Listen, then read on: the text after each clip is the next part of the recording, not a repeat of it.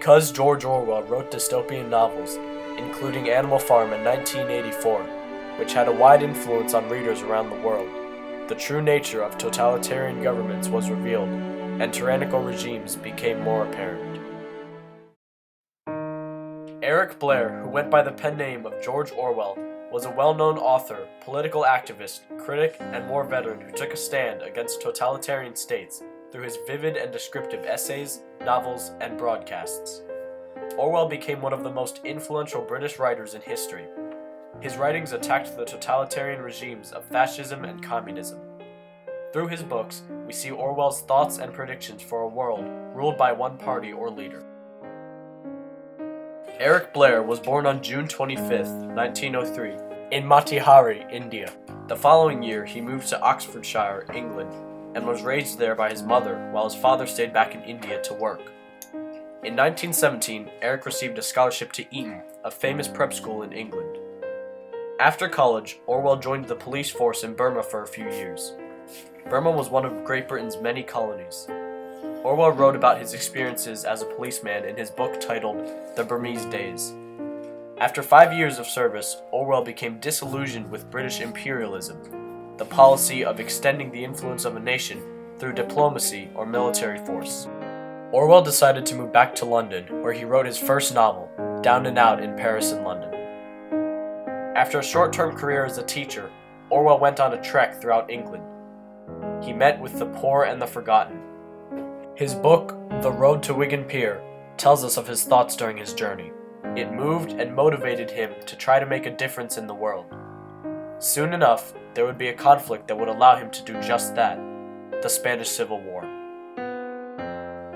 The Spanish Civil War, which lasted from 1936 to 1939, was a conflict between the Republicans and Nationalists of Spain. The Republicans were split into the Socialist and the Communist parties. They each had a common goal, but had different methods of reaching that goal. As a socialist, Orwell believed that the government should regulate or own all forms of business, while communists had a more extreme view, that the government should control more aspects of society, allowing few individual freedoms. The nationalists, characterized by extreme patriotism, believed citizens should praise and glorify their country and supported a tyrannical government led by one dictator. Unlike the Republicans, who were split into multiple factions, the nationalists were all united. In December 1936, Orwell traveled to Spain. In a conversation with the New English Weekly, Orwell said, "This fascism, somebody's got to stop it." Orwell was greatly influenced by political theorists of the Russian Revolution, including Leon Trotsky, who supported total socialism achieved through continuing revolution. A leader in that revolution was a guy named Leon Trotsky, who Orwell identified as someone who was very true to Marxist ideals. And he was drawn to Trotsky as being a true revolutionary, a social democratic revolutionary. So another influential person involved in that Russian Revolution was a guy named Joseph Stalin. And Stalin proved to be a very sinister fellow who really wasn't all that interested in Marxist writings or the Communist Manifesto. What he was really interested in was power. Orwell didn't like this guy at all because he felt that he was using the ideals of Marx to his own end, just to amass power and use that power brutally. Orwell spent approximately 1 year of military service traveling through Spain, supporting the Republican effort. During a skirmish, he was shot in the neck by a sniper's bullet. This near-fatal wound left him incapacitated, and he was declared unfit for military service. He took months to recuperate. George Orwell finally returned home to England in 1937. 2 years after Orwell was injured, the tension between the socialist and communist factions became too strong. This hindered the Republican cause, and the nationalists emerged victorious. This loss outraged Orwell and fueled his anti-communist beliefs. Orwell joined the BBC as a radio broadcaster in 1941. Amidst the conflict of World War II, the Axis powers, led by Germany and Italy, were advancing through Europe. Although Orwell did not fight with weapons, he did oppose the war with his broadcasts and writing. Nazi propaganda, advocating racial supremacy and anti-Semitism, was reaching India, and Orwell and his BBC team countered it. Aspiring to write a book that would target the Soviet Union, Orwell started to draft a transcript that would eventually be published as Animal Farm. Animal Farm was written as a satire of the Russian Revolution of 1917. The Russian Revolution was the major contributing factor to the birth of communism. Tsar Nicholas II was the leader of Russia, but that would soon change. Nicholas had many insurgent groups forming in his country. They planned to overthrow the government and establish a new nation where everyone lived equally. This idea of a utopia was founded by a European thinker named Karl Marx. The rebellion's army would come to be known as the Red Guards. Led by Vladimir Lenin, Leon Trotsky, and Lev Kamenev, the Red Guards' goal was to have the Communist Party rule over Russia. The revolution ended with the abdication of the Tsar and the collapse of the imperial government. A new government was erected from the ashes of the old, and Vladimir Lenin became the premier. The Soviet Union was born. The celebration would not last long, though. After Lenin's death a few years later, his right-hand man Joseph Stalin succeeded him. Stalin's view of the country's future was different than Lenin's or his rival Leon Trotsky's. Stalin quickly rallied the people to join him, and he banned Trotsky from the Soviet Union.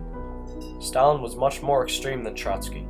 He would run his country as if it were at war, constantly mobilizing his military.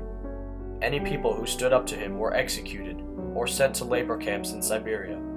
Stalin steered his supposedly utopian nation to a dystopian future. George Orwell's Animal Farm, published in 1945, was set on a farm in England and substituted playful animals for real people in the Russian Revolution. George Orwell realized how controversial his statements in the book were at the time, so he released it to the public not as a political satire, but as a fairy tale. Many soon came to realize that it was much more than that. It was a book telling the true story about Soviet communism.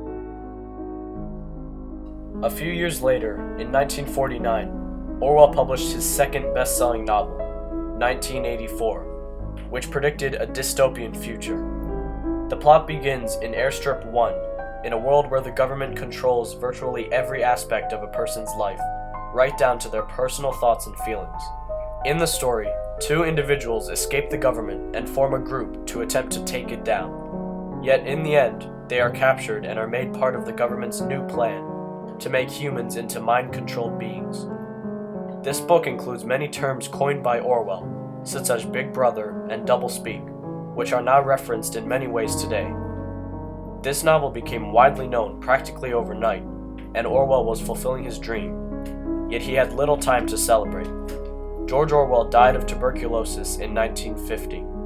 Animal Farm and 1984 have gone down in history as two of the best satires ever written.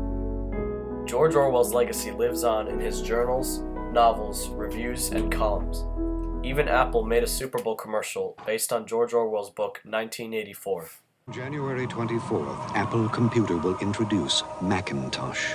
And you'll see why 1984 won't be like 1984.